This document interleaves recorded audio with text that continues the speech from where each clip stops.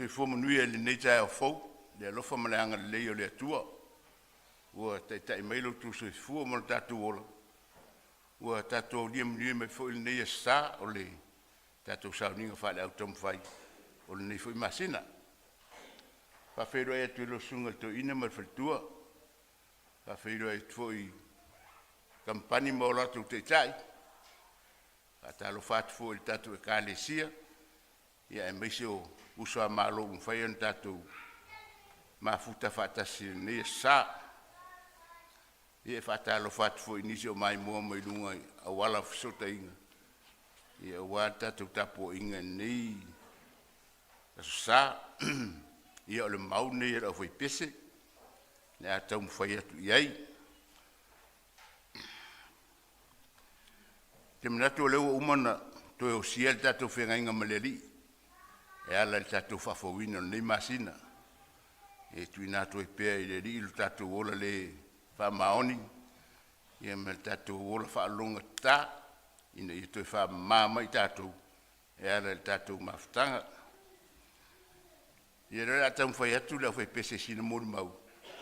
Ia wan nei whamoi moi.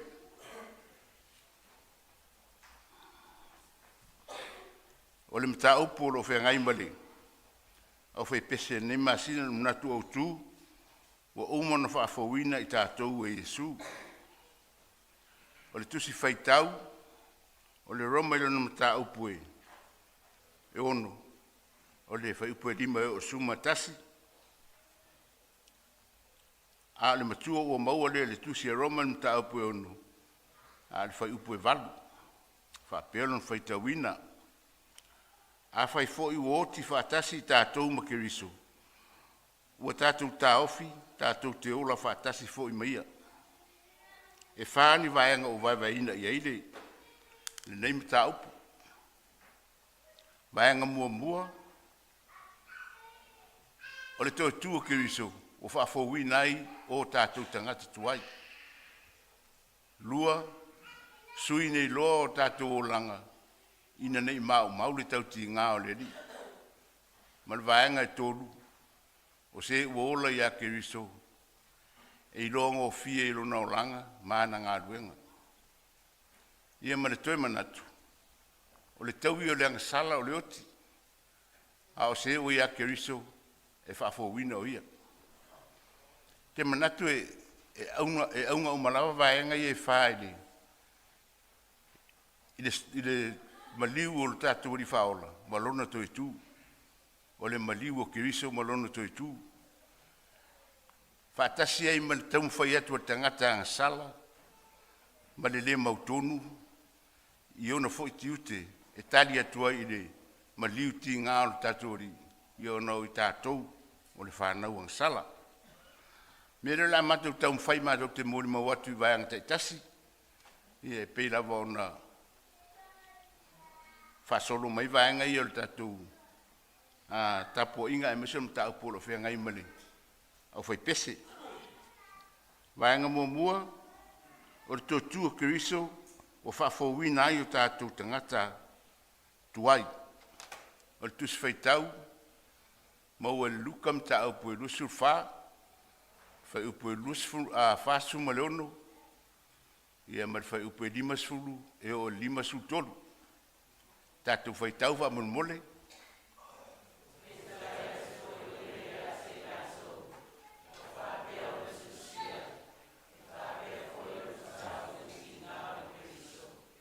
Matoe tū maina i e woti a stolu. O lava i Petania, ona si ia i leo na au, ma whamanuia i a te lātou. O ina o whamanuia o ia ia te lātou. Ona te ese lea o ia ia te lātou. Ua si tia e le langu. Ia ia i e se olu o le tele. Sa maru i lātou e lea o noa. O lātou vi ima whaafitai i atua. O le vaenga i lua.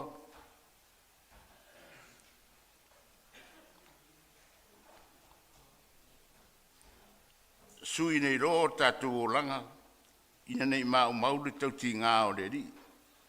Sui nei ro tātou o langa, ina nei mau le tau ti ngā o le ri. O le tusi fai tau, mau o mai le kaltia mta upu e lua, fai upu sumar valu o lua sumar tasi, a maua fai tau.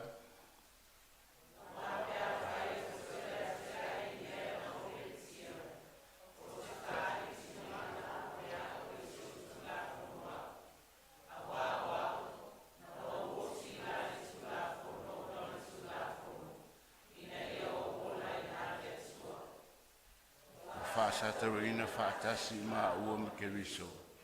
Ai o te reto e ola a Keriso o lo ola i tonu i ata. O le ola fōi o te ola i nei. O te ola i lava i le whatua tua i le alo le atua. O le na alofa mai i ata. Mo fōi na mai o ia e whai musui. O te whaare a ona alofa tu noa le atua. Awa ono tonu i tu la fono o ua mani ufua Keriso. O le vaanga tolu, o se ua ia Keriso e i roa ngō fie i lona roho langa maana ngā ruenga. O se ua ia Keriso e i roa ngō fie i lona o langa maana ngā ruenga. O le tuswai tau, Ioane mta upu mua mua, fai upu e sifuru ma le iwa e o lua suma le wha. Fai tau wa man mole.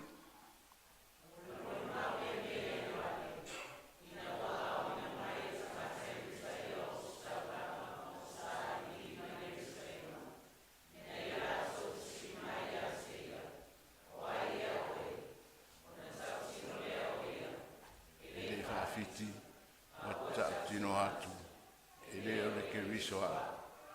O fisiri mai fo i lato i a teia, a o ai fo, o e lia e oe, o fai atu ia, e le o lea, o le pefeta e oe, o tali atu o ia, e le ai, o na lato fai mai lea i a teia, o ai e oe, e ia mātou awe tali i e na awina mai i mātou, se a esa upu i a te oe, whapea tu lea o ia, wā o le leo lea langa i wāo, i nā whalau i le ia o le ri, whapea na whai mai ai o le perfeta o Isaia, tau fo i wa awina mai au, o isi fo i whasaia. Tai, ia maritoi manatu, o le tau i o le angasala o le oti, a o se o ia Keriso e whaola ina. O le tau i o le angasala o le oti, a o se ua ia Keriso e whaola ina o ia. Tusi whai tau, maua mai le Roma mta au pue lima, whai upa sumar valu o lua sumar tasi, a maua whai tau a mun mole.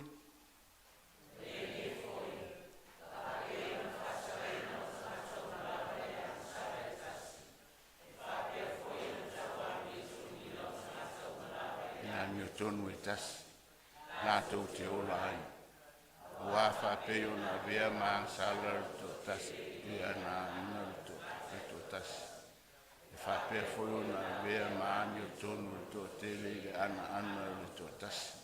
E whakopo ina fo i le tūla fono i e whaatele ina e ana sala. Peitai, i si lava le alofa tūnoa, ina o whaatele ina le ana sala. O le nei, te peo na mālo le ansala e o ioti. E whape foi o na mālo le alofa tu noa i le amiotonu. I o iola e whālau. I lo tāti i o Iesu Keriso. Ia, o le maupupu nala o vaipese. E tu sa i male lato mata opo nei masina. Tau ina ia fiosoni mai le atua e wha marmalama ma wha manino i o tō finangalo ma o tātou lotu. Ia wale tā ua ana fionga, ta iala ina i pielo tu so i fua mo le tātou ola. Le tātou savalinga, o lo tātou savali e fui. Le ngā solongo, le tau sanga. Ia fisosoni mai le atua lo sunga te tai, ma ua ngalo lo sunga. Ia wale whianga e ma le tātou ngā ruenga. Manuia fo i tātou e kālesia, ia e mai se usua malo, ia mai fo e lo, tapa i mai lungo le, penga fsota inga, ia manuia le, sauninga man whararo.